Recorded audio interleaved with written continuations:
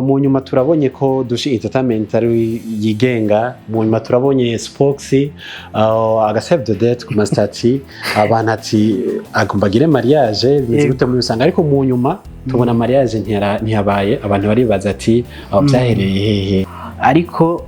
ndasora save the date y'abasani dutwarira hejuru.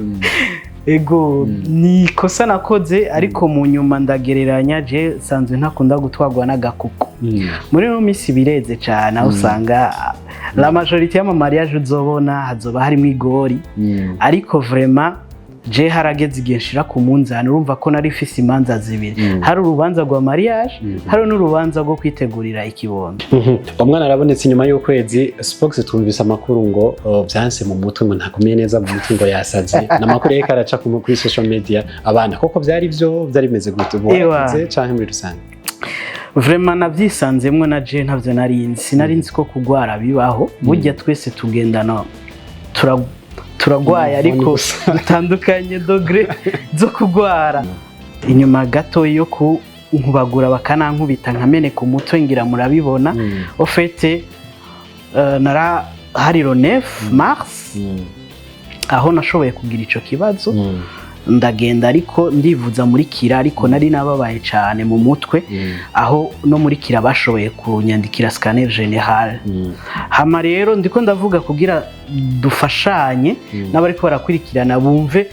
aho kugwara kwanje mu mutwe vyazananye. Uyu mwaka sinari bwamenye aho izobera le 30 entre Arena na Buja Boom, ariko nari nagize amahirwe ndaronka novuga promesse y'umuntu ahambaye ntashobora kuvuga nga dona inaronse sponsor y'igihugu mu camaki, amahera agera kuri 10 million. Bavuga kanotsi ko kavuye muri Bero. Nukuri ni mubesha kandi amushimiye gouverneur wacu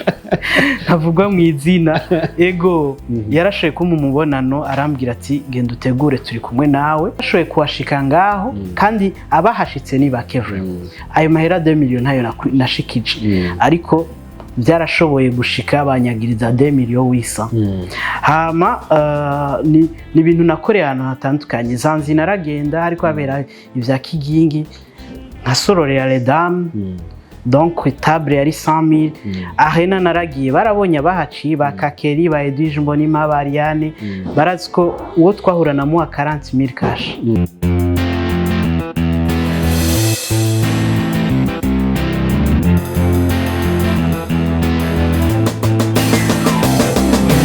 Yes, bakunze open mic. My name is Patrick. Ndi kumwe n'umuririmbyi Spokesman. Ndakuramukije. Amahoro neza Patrick. Umeze neza? Nukuri turashima. Ni Spokesman w'umuririmbyi, mu nyuma araba n'umumenyesha makuru. Hari abantu baba bashaka kumenya akazina kawe k'ikirundi no muri rusange uriwe. Nitwa Dushimirimana Eric, niyo mazina niswe n'abavyeyi. Ndi umwana w'ikinege, mvuka mu Bwiza.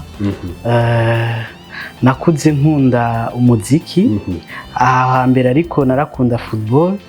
ariko rero mu nyuma nza kwisanga nkunda umuziki, ariho nagumyemwo. Hama natangiye kugerageza kuririmba kuva kera za 2006 yakiri ba Jeremy Menya Media, ariko ntivyakunze, nari nkiri no ku ntebe y'ishuri.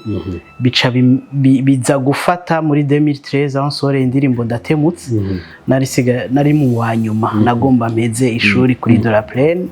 Ego hama narashoboye gukora album yitwa Ndakumbuye Iwacu, irimo indirimbo zanje zose. Hari muri 2017 ngira muravyibuka mvuye muri Kenya. Hama muri 2018 niho nahinduye carrière gato, ninjira mu mwuga wo kumenyesha amakuru, aho namaze imyaka 3 n'amezi 4 kuva muri Septembre 2018 gushika muri Février 2022. Ndi chef de programme kuri BTV. Muravyibuka twarakoranye. Niho nahisemwo kuja gukora ivyanje muri Dushi Entertainment.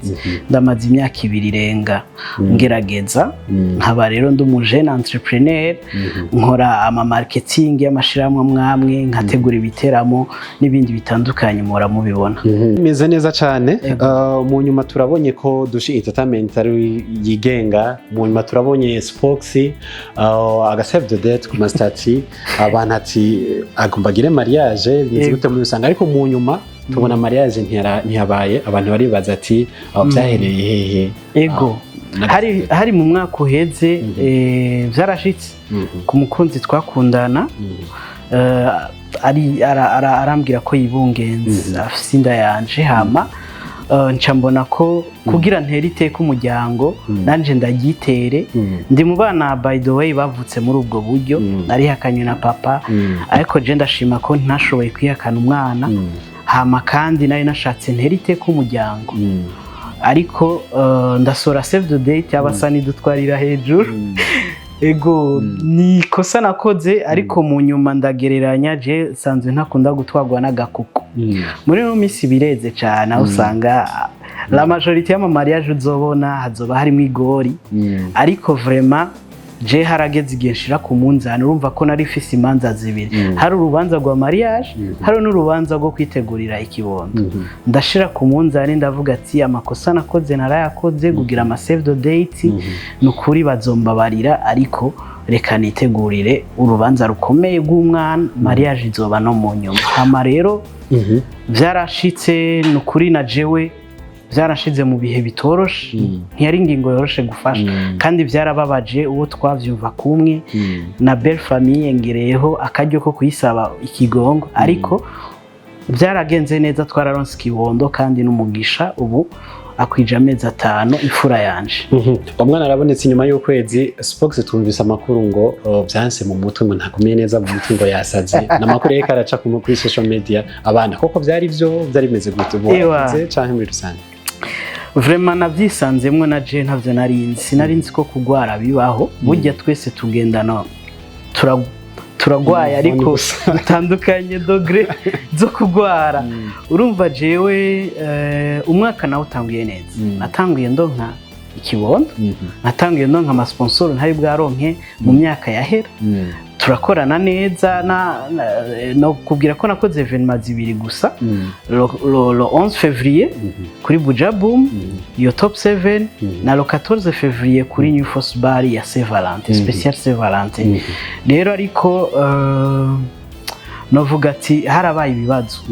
iyo umuntu ari kariruka cyane n'ubuzima surtout kurondera umukate w'umwana hama kino gihugu kiragoye urakorana n'abantu batandukanye harabagukoresha ntibaguhembe waja kubishuza bakakwitanga kikaba ikibazo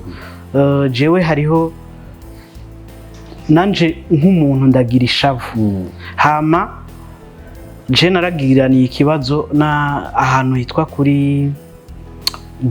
do heritage ni imbere ya splash ahantu hari nibi etage ni kubahindi malheureusement harugaye inyuma gato yo ku nkubagura bakanankubita nkamene ku mutwe ngira murabibona ofete nara hari le 9 mars aho nashoboye kugira ico kibazo ndagenda ariko ndivuza muri kira ariko nari nababaye cyane mu mutwe aho no muri kira bashoboye kunyandikira scanner general hama rero ndiko ndavuga kugira dufashanye n'abari ko barakurikirana bumve aho kugwara kwanje mu mutwe vyazananye ariko kandi subi inyuma le 8 mars nari fise evenement nakoreye hariya muri Buja Boom l'événement soit yari kuba le 31 mars ni evenement y'abakenyezi nama ntegura buri mwaka mu mwaka weze narayiteguye abakenyezi mubahe murashoboye hari muri arena mwari muhari mwebwe nayikoreye habiri Kezamia no muri arena rero uyu mwaka sinari bwamenye aho izobera le 30 entre arena na Buja Boom ariko nari nagize amahirwe ndaronka novuga promesse y'umuntu ahambaye ntashobora kuvuga nga dona inaronse sponsor y'igihugu mu camaki amahera agera kuri 10 million bavuga kanotsi ko kavuye muri Bero nukuri ni mubesha kandi amushimiye gouverneur wacu ntavugwa mu izina ego yarashoye ko mu mubonano arambwira ati genda utegure turi kumwe nawe hama urazi ko ivyarane passé mwaraje kushigikira mwese ariko nta nifanta nabakije mwarihaye ariko uyu mwaka nari nateguye ko ntegerezwa kubasororera surtout abadamu n'abakenyezi rero ugo rubanza rwatanguriye muri Buja Boom aho nagirishije reservation ya 2 millions kuri 50 femmes umwe wese yari yandikiwe 40,000 abatashoboye kuwashika ngaho kandi abahashitse ni bake vraiment ayo mahera 2 millions nayo nashikije ariko byarashoboye gushika banyagiriza 2 millions wisa hama ni ibintu nakoreye ahantu hatandukanye Zanzi naragenda ariko habera ivya kigingi nka sororera les dames donc table yari 100 000 arena naragiye barabonye bahaciye bakakeri ba Edwige Mbonima Bariane baraziko uwo twahurana mu 40,000 cash kandi bendi yose arena ba pasi bariko barakorera naraba sororera Rantam DJs hamare ma kwandika kwa facture en fait je vraiment naramaze kubaka iki aho sibo wonyene EGM naragenda nkagira facture pro forma bakambwira ati uzoriha kuko n'abakiriya sanze dukorana rero harabaye akagorane ku muntu yaduteranije murazi nakoreye ama evenement henshi kandi vraiment byarambabaje kuko uyo muntu niwe wa mbere twakoranye neza kandi niwe nahaye visibilité irenza atahondi muntu ndigera ama visibilité ngira muri bukwa ikintu nakoze evenement yitwa umusozi wa Ndago le 15 avril 2021 aho evenement yari kica ku mateleviziyo uravyibuka mwandirimbe ya anniversaire joyeux anniversaire so niho havuye apere ija hari ivuga ati attention muraraba neza ngo Spox ageze iwanyu ngo numwescro ngo muribwe rero haca habivyo niko kuza mbona ivyo vyabaye le 8 mars le 9 ndagira ikibazo le 10 mars ari dimanche ndivuza nari muri Kira Hospital le 11 nza mbona abapolisi banjana ngo kufunga ngo ndumwescro baranancisha no muri berbe barababwira ati wisumwescro d'après les caméras de surveillance twaramubonye ari kumwe na gouverneur c'était le 6 ati amikete yiwe ngiri kandi twe turatanga sponsor mais ntivyihuta hama rero baruhira kumfunga niho hazananye ivyo bibazo ngeze hariya nkumvu wafunze n'umuntu vyitwa ngo arakomeye ariko je vraiment nta muntu mba mbona ko ari hejuru y'amategeko yafunze ari muri Amerika ngo uyo muhungu ngo azova yarukonje ariko siko vyagenze kuko Imana yarabanye nanje hama abantu barabimenya nta wankwa na bose abakunzi baranseruka ko je rero muri prison zone Rohero niho vyatanguye kuduka ko nari mfise ishavu ryo umuntu afunze nkavuga amajambo hama baravuga ati uyu muntu vraiment hariho akantu kaka depression afise niko guca baza inshuti n'abagenzi umuryango wara abahaserutse abapatira abamasira abapasteri abagubiza tunga twakoranye abagenzi umuryango izo zose vyarerekanye ko Spox atari umwescro niko guca bankuzayo hama ko byari bitanguye kuduga ico gihe nibuka ko umuntu twavuye muri prison tuja kuraba uwitwa Dr Saku umuneuropsychiatre hama arankwirikirana ariko aravuga ati uyu muntu adafashe imiti vyihuta muramutorera kwa Rojanti vyahavuye bigenda uko nyene rero namazeyo indwi zitatu nshimira Imana ko banyitayeho abanyakiriye bose nagenda sanga ofete ubwenge ntibwatakara abaza kundaba narababona muri entertainment baraserutse benshi cyane abantu batandukanye kandi arasanga n'abanyakira ari bajya abana twakuranye bobo bize kumbure ivy'ubudoktere ivyo vyose bijanye n'ingwara zo mu mutwe baranyitayeho kandi kuba ntanywa kumbura ibiyayura mutwe byaroroshe gukira niko guca sohoka hama ndabandanya gukurikirana gushika n'uno munsi ariko nobabwira ko agakuru keza narakize ndafise amattestation médicale kwa Dr Sakubu kwa Rojanti ubu meze neza n'imiti narahagaritse kandi rya miti abandi bayinywe imyaka ibiri itego bari bimeze neza cyane so araba cyavuga ati tuzosubira kukubona bari babyanditse kuri page ya Facebook ati dushasuye kandi kubikorwa bimeze gute muri rusange ego dushi entertainment nagarutse ariko nakariro gake nk'uyu mwaka nta evenement nibaza ko nzokora December nako ndabitegura ariko sino bizeza ariko twitege mu ntango z'umwaka nka lo de février ni date ihambaye kuri jewe nibaza ko iyo date itazorenga ntakoze evenement. Ubu turakora ibikorwa bimwe bimwe tugashigikira abandi tukaja mu ma evenement tukaraba ivyo abandi bakora. Ego so ndagushimire cyane nukuri nanje ndabashimire akeza mwe mwagumye mutuba hafi kuva tugitangura intambuko yacu kuva turi abana murayizi gushika n'ubu muwandanye mudushigikira. Nshimire n'abantu bose babanye natwe sino bavuga ngo ndabaheze hari nabo ntibuka ariko ni benshi cyane mwaranyeretse urukundo. N'abakuvuze nene nka Nerinati abamvuze nabi ariko bankaba Nerinati ndabagabisha sinzobemerera ko bazobandanya bamvuga nabi bavuga ivyo batazi surtout kuri vie privée yanje. Nibaza ko bavuga ngo niba ntakogwako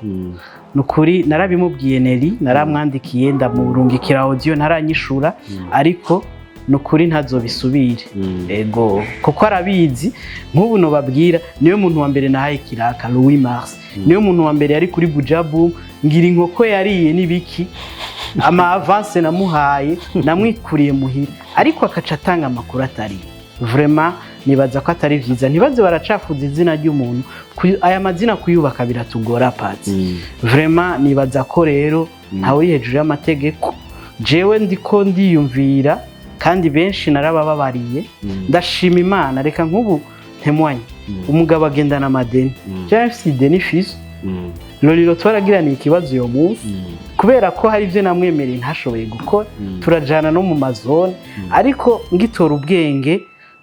nararuvugishije Fizo arambwira ati Peti ndakuzi ntawe uzombera ko umwesco ntakuzi kubwesco tekana isi ntisakaye naje vyarambaye hama Lolilo niwo muntu wa mbere anambwira ati ntubaburanye bajya bakwivye ntibakuruta. Je rero nanje mvuze ati nukuri Imana yarabikoze ko ngihema indirimbo yitwa ko ngihema ye ko Saint Dominique niyo yantunze ko ngihe n'umuti mugatera iyo ndirimbo niyo yambumvye. Murakoze cyane ndagushimira ikiganiro ni Open Mic.